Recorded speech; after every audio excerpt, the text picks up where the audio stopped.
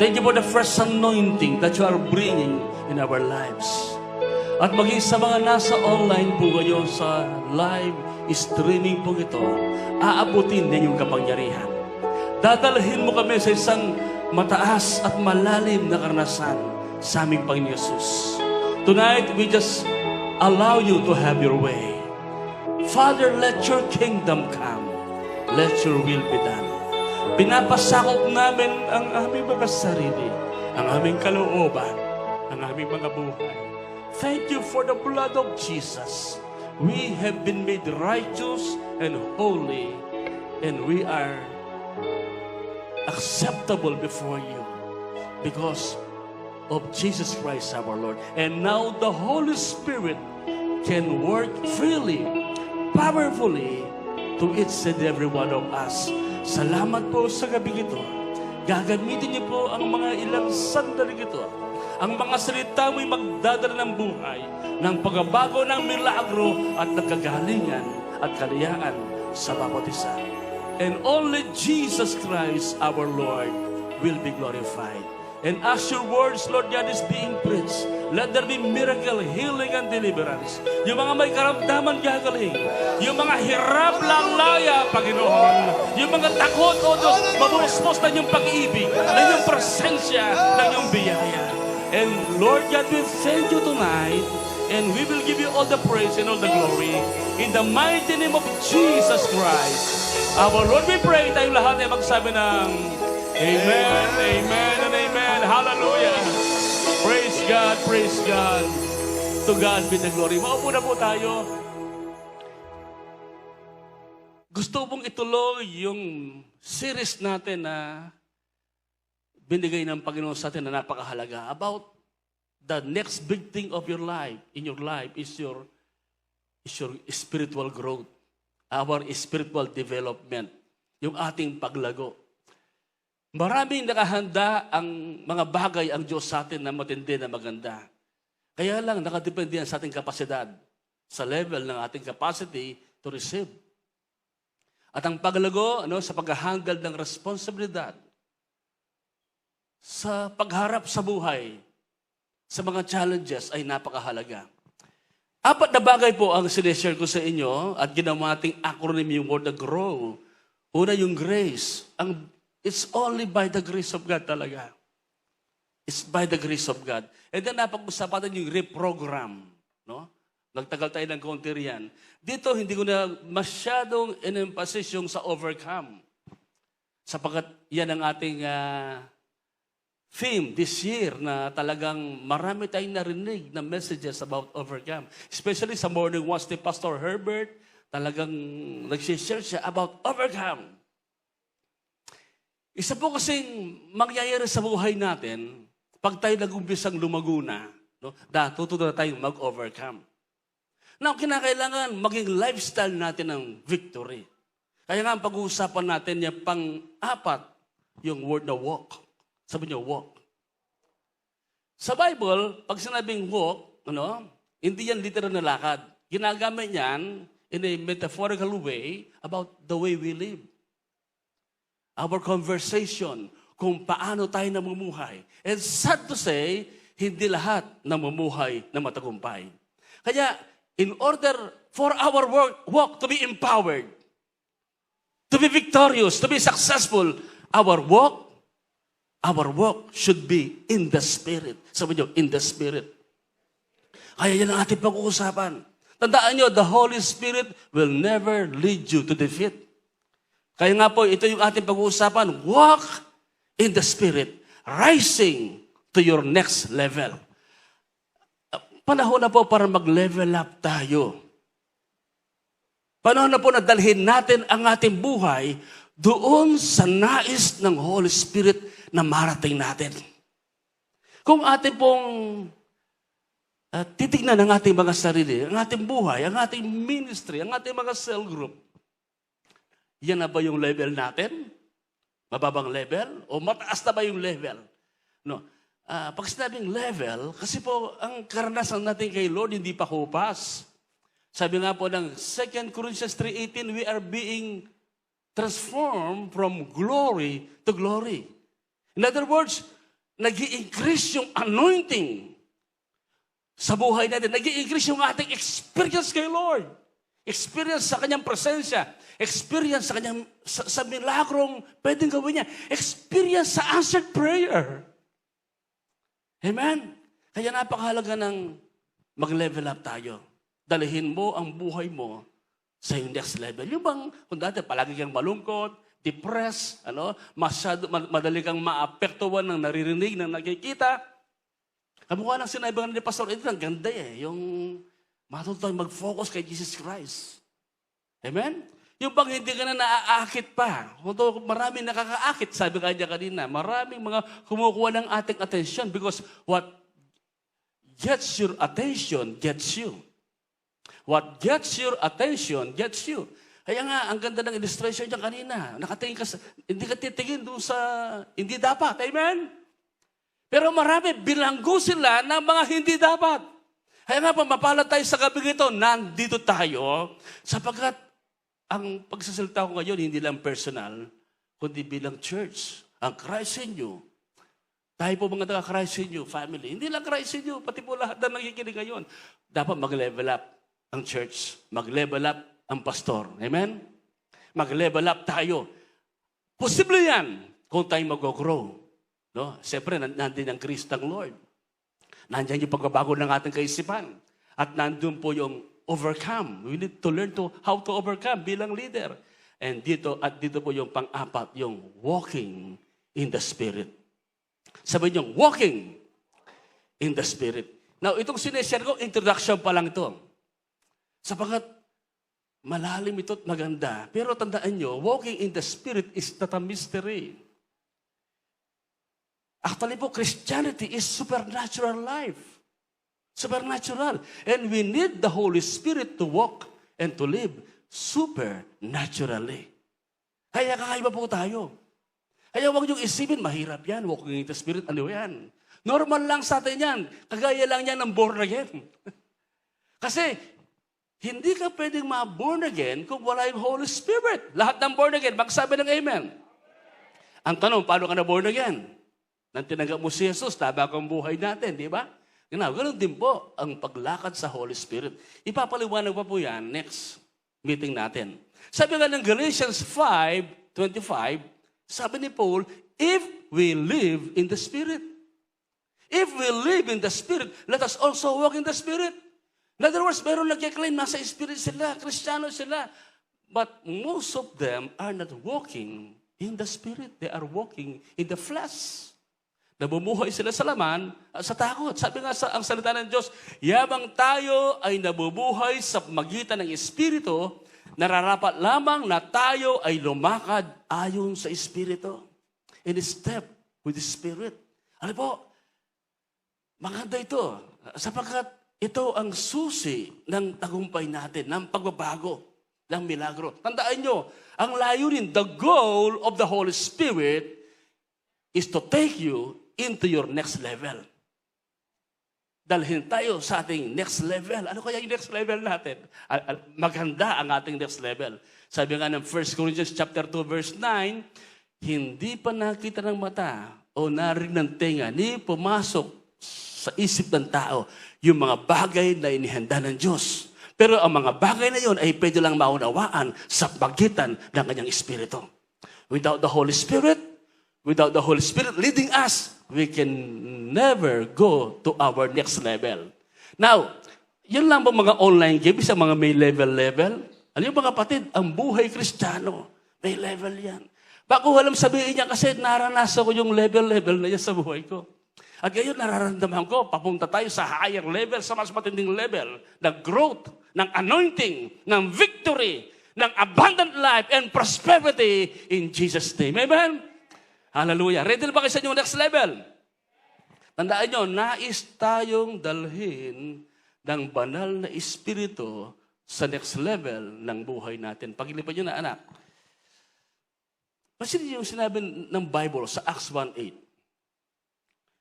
Now, yung mga disciple, during this time, ang kanilang mentalidad ay yung kingdom of God. Pero si Lord, meron siyang nakikitang iba. Ang nakikita ni Jesus Christ, world conquest. Yung masyaran ang buong mundo ng mabuting balita. Ang problema, yung mga disciple, hindi nila nakikita yung nakikita ni Jesus. Alam ba, very prophetic po itong verse na ito. Dito meron nakikita si Jesus sa bawat isa at sa mga disciple. Kanina may binanggit si Pastor Evelyn, Roma, Hipugaw. Magalang, di ba? Yeah.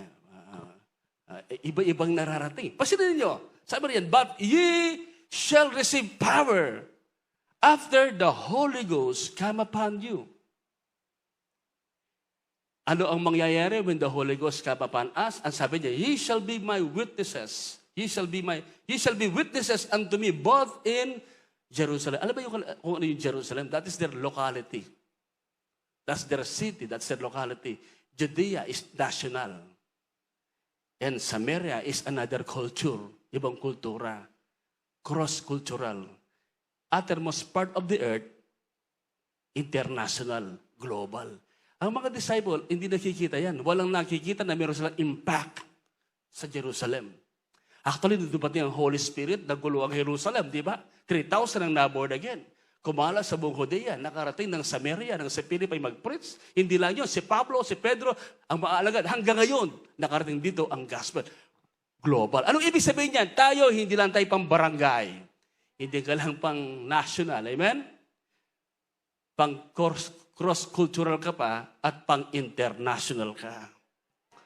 Lahat ng naniniwala dyan, magsabi ng amen. Kaya lang, ayaw ng ibang mag-level up. Dadalhin ka ng Holy Spirit sa mataas na level ng influence. Ito sinasabing magiging mayor tayo o magiging Henry C. Maalay dati, mayroong ganoon. Ang punto rito, yung influence natin in sharing the gospel. Amen po ba? In influencing others to know Jesus Christ. Kaya dito, mga kapatid, another level ang nakikita ni Lord, global, to the ends of the earth. Wala pang eroplano noon, nakikita na ni Jesus Christ, wala pang internet, ang church, may i-influence niya ang buong mundo. Kaya ngayon, live tayo. Dati sa Pilipinas lang ako nakikita. Amen? Hindi pa pala sa Pilipinas. Sa San Fernando, Pampanga lang. Kung minsan, limitado lang ngayon. Nasa Facebook. Nakikita tayo sa Australia, sa Europe. Amen? Sa iba-ibang bansa. Malay mo, may accident din, meron kayong kaibigan. Ma-share nyo yung link na yan. Kaya kung minsan, dapat mag-aral kami ng English. Para yung sinasabi namin. Kung minsan nga, sa YouTube ko, sabi niya, please translate in English. Sabi sa YouTube, may mga comments. So anyway, sinong ready mag-level up? Gagawin niya ng Holy Spirit. Kaya nga po, we need to grow. We need to grow in our relationship with the Holy Spirit. Alam mo mga kapatid, kung meron tayong dapat bigyan punto, no? Mahalagang pansin sa buhay natin ng Holy Spirit. The Father is the architect. Jesus Christ ang nag-execute. Yung ginawa ni Jesus sa krus. Di ba? Siya ang nag-create ng lahat. In the beginning was the Word, and the Word was with God, and the Word was God. Sabi dyan. And through Him, all things, to the world, through Him, all things were created. Without Him, nothing was created. So, ang Ama ang may idea ng lahat, but ang Anak, ang salita, ang nag-execute. And God said, but the Holy Spirit is the one who applies.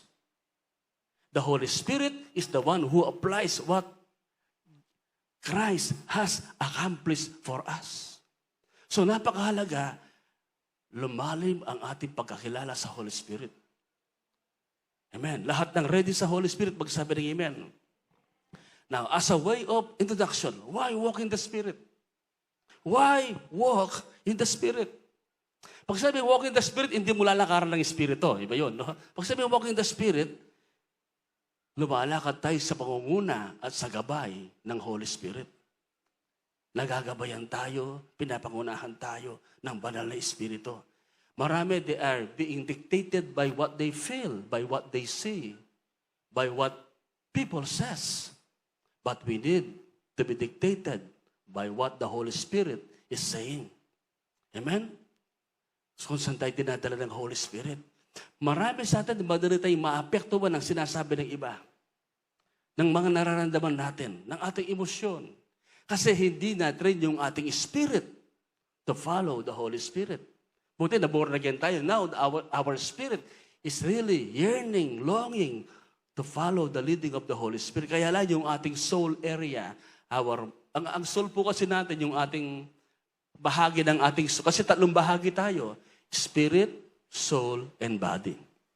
No? Yung soul kasi natin, yun ang ating pagkatao. Yun ang ating kaisipan, damdamin, kalooban. So, ang ating kalooban, nasanay kung ano yung masarap sa mata, masarap sa panlasa, masarap sa pakiramdam. At sumusunod lang ang katawan. Ang Holy Spirit natin, ang Espiritu natin, the Holy Spirit, ang Espiritu natin dahil matagal niyang namatay, no? Pero na-born again tayo through the power of the Holy Spirit. Ngayon, we learn to obey, to follow the Holy Spirit. Now, ipapaliwanag ko po yan sa mga next meeting natin. Mahalaga po ito. Now, why?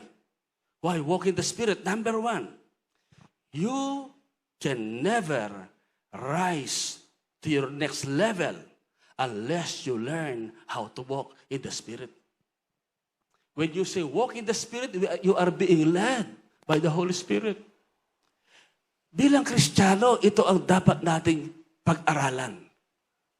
Kaya sabi ni Pablo, walk in the Spirit, and you will not fulfill, you will not gratify, you will not fulfill the lust, the desires of the flesh. Lahat ng lumalakad sa patnubay ng Holy Spirit, magsabi ng Amen. Yan. Pag kasi lumakad ka sa Holy Spirit, magiging iba ang level ng buhay natin. Ang magandang halimbawa natin ay si Jesus Christ. Ang ating Panginoon Yesus, Diyos na yan, nagkatawang tao, but He needed to surrender His will, His desires, to the Holy Spirit. Sabi nga sa Luke chapter 4, ang Luke chapter 4 verse 1, ang background niyan, diyan magsisimula ang ministry ni Jesus, pero hindi pa siya nagpipreach diyan. Nabaptize muna siya ni John the Baptist. And then yung langit nabuksan. At ang Holy Spirit ay bumaba sa anyo ng kalapati. And then meron narinig, ito ang pinakamamahal kong anak, na lubos kong kinaluludan. Sabi niya, pakinggan niyo siya. So, napuspos ng Holy Spirit. The moment the Lord was empowered, no, by the Holy Spirit, nang siya mapuspos ng Holy Spirit, ang unang ginawa ng Holy Spirit sa kanya, dinala siya sa ilang. Ang sabi riyan, si Jesus na puno ng Espiritu Santo ay bumalik mula sa Jordan at dinala ng Espiritu sa ilang. Doon siya nag-fasting, no, preparation. Ang gagawin ng Holy Spirit sa'yo, dadalhin ka, ililid ka sa yung next level. Sa paanong paraan? Iahanda ka, ire-ready ka. Mismo ko si Jesus, kailangan siyang mahanda ng Holy Spirit.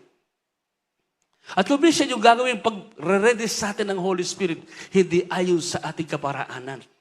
Hindi ayon sa ating expectation. Anong ginawa ng Holy Spirit kay Jesus sa wilderness? Ginutom.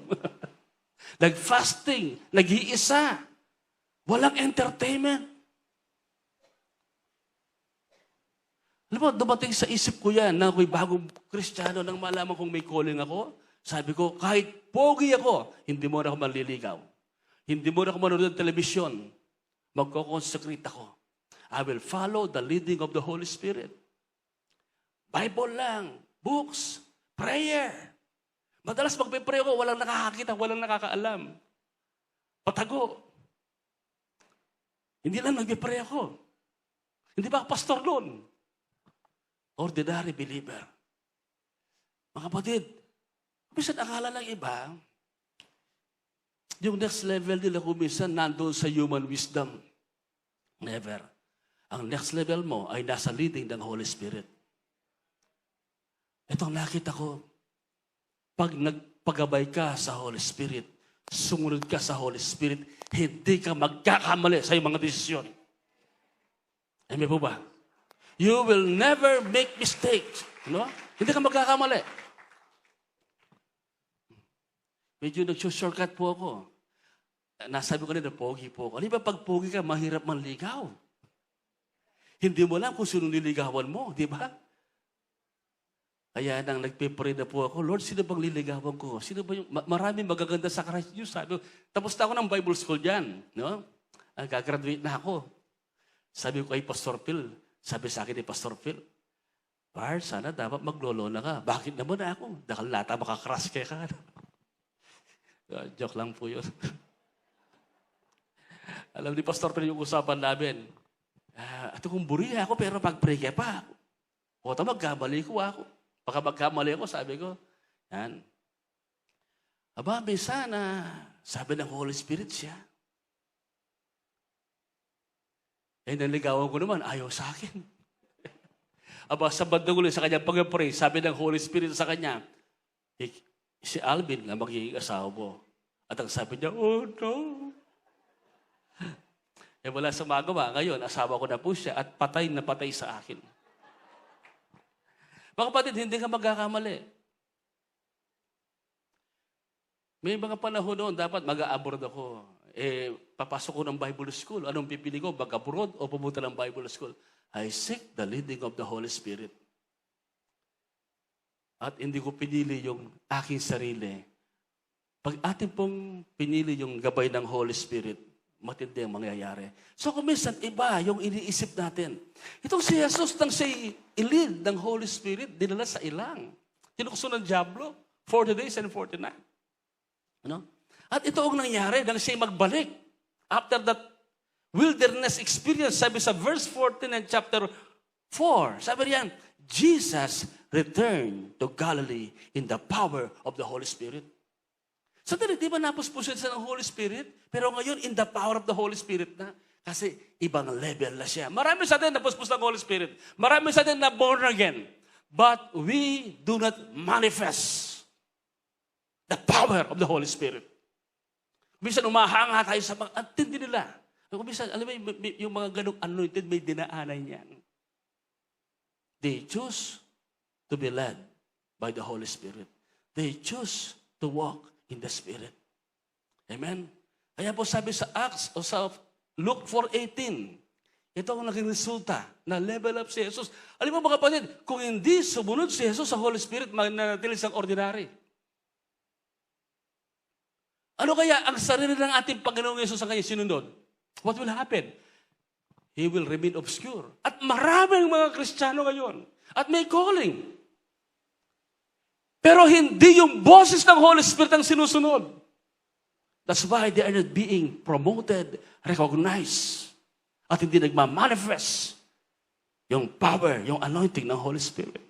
Hindi sila nakakarating sa next level. Kaya ang prayer ko po, alam ko hindi lang ako pati kayo, prayer natin ang ating mga outreaches, mga churches, mga cell group, makarating tayo sa next level natin. Hindi ba? Iba pa rin marami tayong member. Kasi tingnan mo, pag kukunti ang member mo, nawala lang yung dalawa, na kinakabahan ka na. Diba? Kinakabahan ka na. Ang ibig sabihin ganito, dadalhin ka ng Holy Spirit sa church growth. Dadalhin ka ng Holy Spirit sa pag-raise up ng maraming leader. Dadalhin ka ng Holy Spirit sa supernatural ministry na kung saan ma-attract yung mga nasa sanlibutan. Kasi tayo mga asin at ilaw ng sanlibutan. And then they will come to know Jesus Christ. Kasi ang ating ministry, may level, may dating. Amen? Hindi yung nasa sulok lang na parang hindi man tayo nagkikita.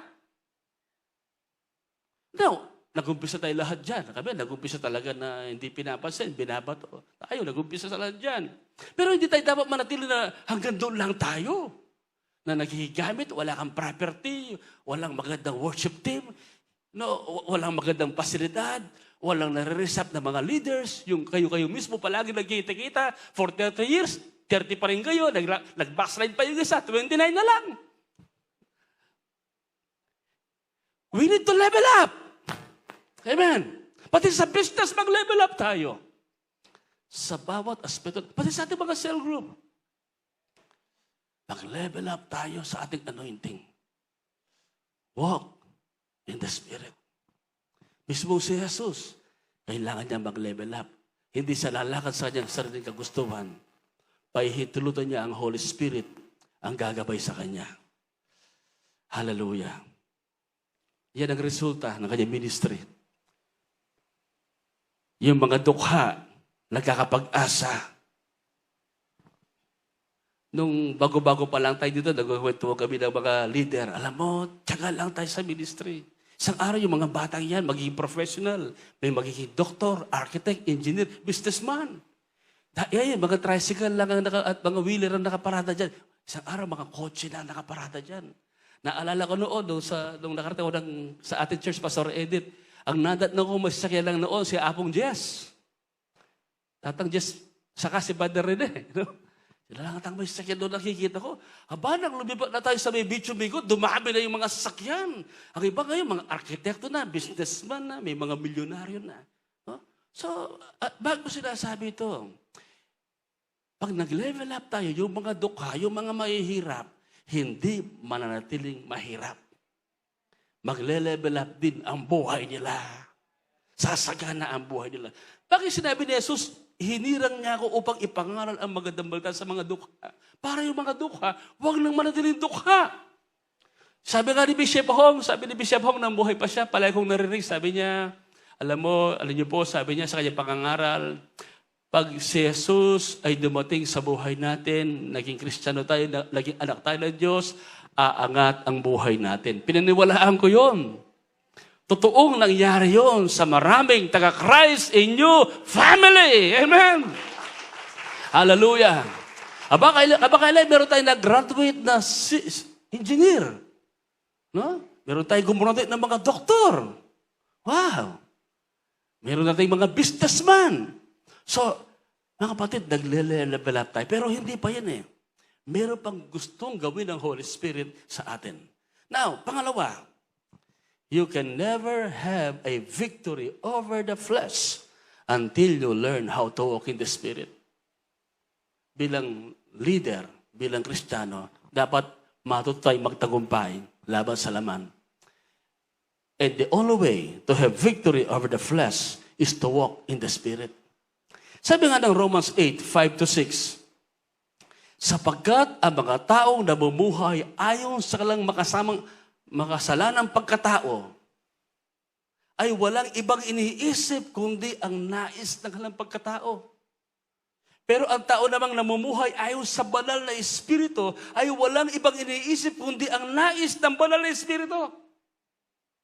Now, I was confronted by this truth. Nang bata pa lang akong Kristiyano, sino ang susundin ko sa buhay ko? Will I choose to be led by the Holy Spirit, to walk in the Spirit, or will I choose to walk in the flesh? Kaya noon, naninigarilyo pa ako. May mga bagay pa sa buhay yung hindi karapat-dapat. Kasi sinusunod ko yung pita ng laman. Kahit Christian na. At true to life yan, maraming Kristiyano ganun pa rin ngayon. But I was confronted by this truth. I must make a decision. I must choose. Kung sino ang aking susunod, sarili ko ba o yung Holy Spirit? And thank God sa kanyang biyaya. Sabi, Holy Spirit, pinipili ko na huwag kitang mapalungkot, huwag kitang mag-grieve. Pinipili ko, Holy Spirit, mapatuwa kita at magawa ang kalooban mo. I choose to follow the Holy Spirit. It's only by the grace of God.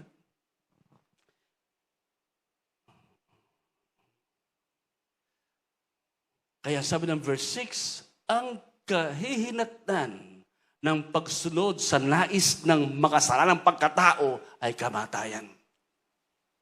Wala kang future. There is no future, no bright tomorrow in the flesh. Pero, ang kahihinatnan ng pagsunod sa nais ng banal na Espiritu ay kapayapaan at buhay na walang hanggan. Amen. Tagumpay at pagpapala. Kaya sabi ng Galatians 5:16, walk by the Spirit, and you will not gratify the desires of the flesh. The only way to have victory over the flesh is walking in the Spirit. Sabi nga sa wikang Tagalog, ngunit sinasabi ko sa inyo, mamuhay kayo. It's not a suggestion, but it's a command. Mamuhay kayo ayon sa Espiritu upang hindi ninyo tuparin ang mga nasa ng laman. So, nagtagumpay tayo. Patuloy tayong magtatagumpay laban sa laman. Lalakad tayo sa patnubay, sa gabay, sa leadership ng Holy Spirit. Amen? There is only one way to have victory over the flesh, and that is to walk in the Spirit. Lahat ng ready lumakad sa tulong, sa kapangyarihan ng Holy Spirit, magsabi ng Amen. Ang motivation natin ngayon, mga kapatid, mag-grow tayo, mag-level up tayo, makarating ang ating pamilya, ang ating mga anak, ang ating church, ang ating mga cell group sa next level. Kung dati, 5 lang kayo sa cell group, magmumultiply yan. Kasi lumalakad ka na sa Holy Spirit, sa anointing, sa power. Pangatlo, you can never grow into Christ likeness unless you learn how to walk in the Spirit. Sa Galatians kasi, chapter 5, dalawa ang pinag-uusapan yan.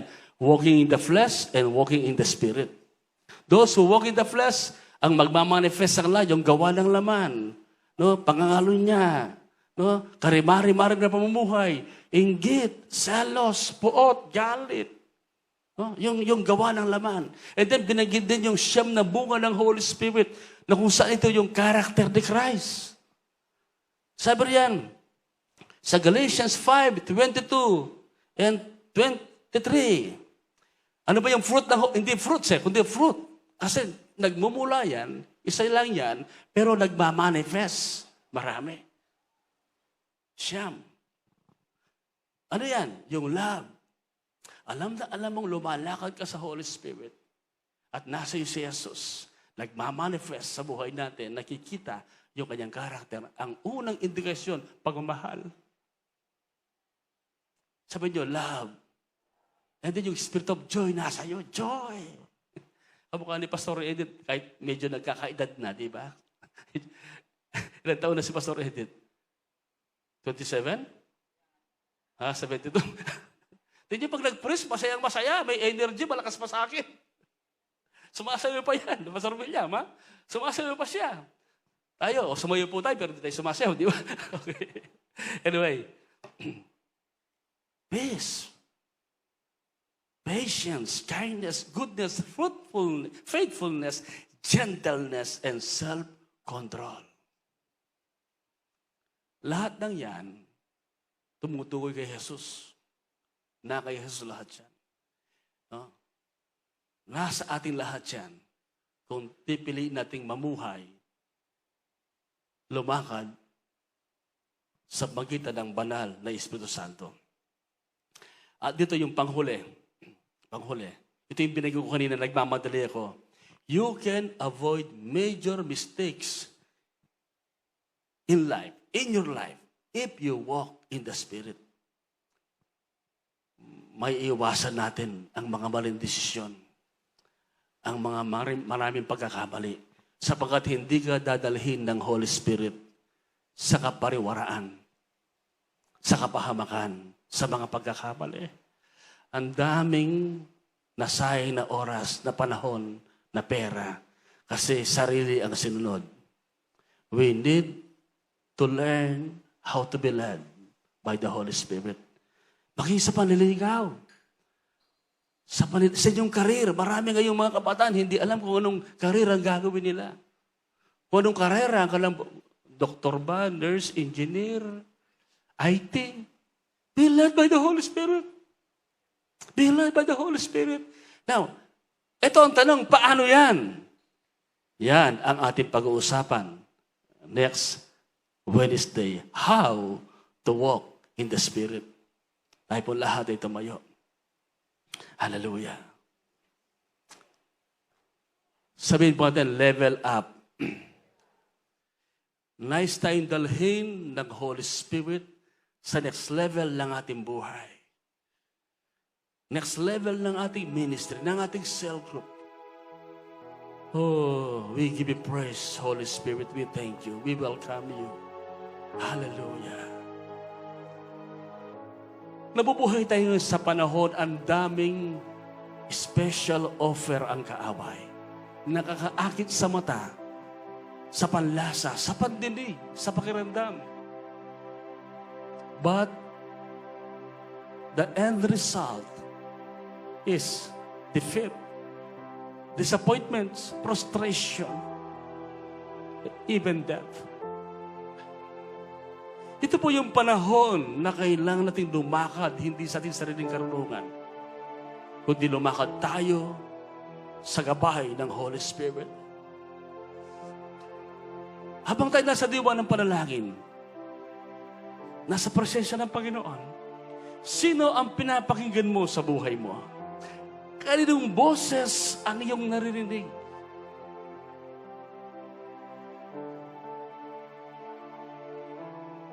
Sure ka ba? Iyak ka ba?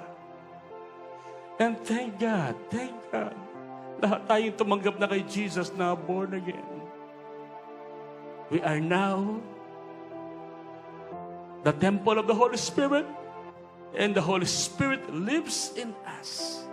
Sabi nga ng Romans 8:14, but as many as are led by the Spirit, they are the sons of God, daughters of God.